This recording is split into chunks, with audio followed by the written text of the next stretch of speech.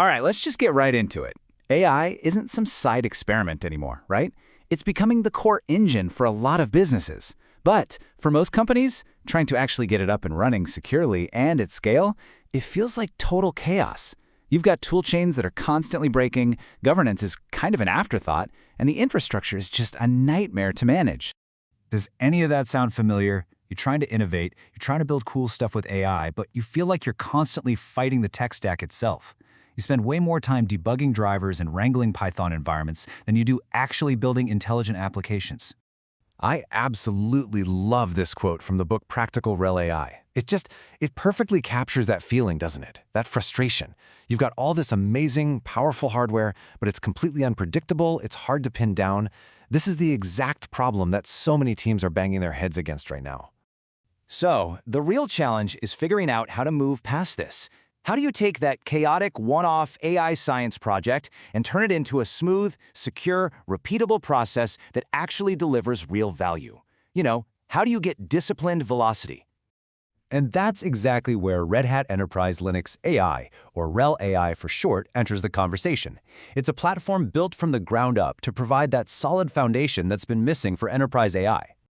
So what is it really? At its core, RHEL AI takes the security, the stability, all the stuff that Red Hat Enterprise Linux is known for, and it marries that with a ready-to-go, opinionated stack of AI tools. The whole idea is to let you focus on building models, not wrestling with your infrastructure.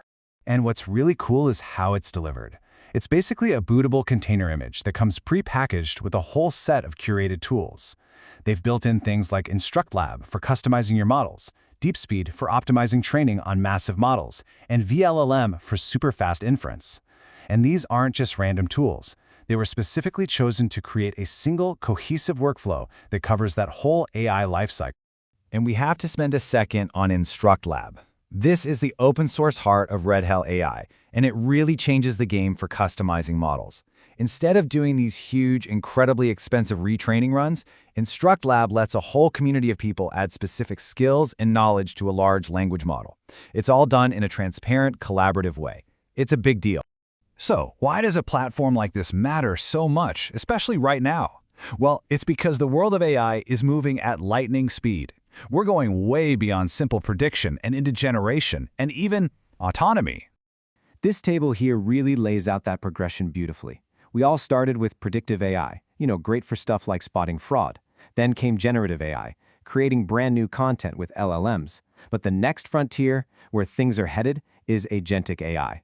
We're talking about systems that can make decisions and actually take action on their own. And to build those kinds of advanced systems, you absolutely need a stable, powerful platform underneath it all.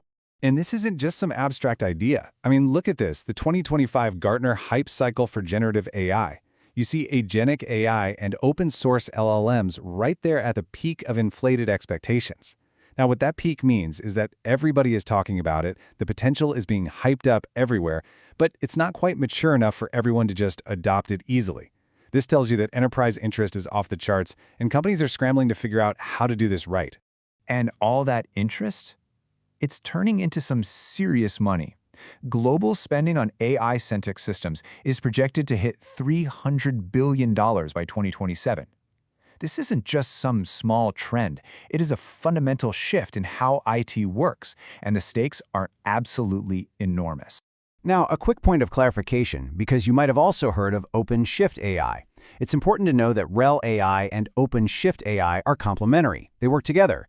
Think of RHEL AI as the perfect starting point. It's for developers, small teams doing prototypes, or for deployments out on the edge. Then, when you're ready to scale that model up for full enterprise production with all the MLOps bells and whistles, that's when you hand it off to OpenShift AI. Okay, let's bring this down to earth. How does all this tech actually come together to solve problems in the real world? Well, the applications are just incredibly broad. In healthcare, you've got it powering medical image analysis, helping doctors spot diseases earlier. In finance, it's doing real-time fraud detection, saving people millions. In manufacturing, it's predicting when a machine is about to fail. Retailers are building smarter recommendation engines. Telcos are deploying smarter chatbots. I mean, this versatility is really one of its key strengths. So you're probably thinking, okay, this sounds pretty powerful, but how do I actually get my hands on it? Well, the whole platform is designed to make getting started as straightforward as possible. It really just boils down to 3 simple steps. First, you download that bootable container image from the Red Hat customer portal. Second, you activate a free 60-day trial, which gives you full access to everything for development and testing. And third, you just install it wherever you want, a bare metal server, a VM, your favorite cloud. And here's what that download portal actually looks like. You can see they have specific images tailored for different environments. There's a standard one for bare metal, an image ready for Azure, and another one that's optimized for NVIDIA hardware. You just grab the one that fits what you're doing. Activating the trial is just as simple. It's a really quick, guided process. And once you're done, you've got a full 60 days to play around with the entire platform. This really lowers the barrier to entry, letting you experiment without some huge upfront commitment. So let's just end with this thought. The book's introduction makes a bold promise: the ability to fine-tune a model on a Friday and ship it to production on Monday. That right there is the kind of disciplined velocity we've been talking about.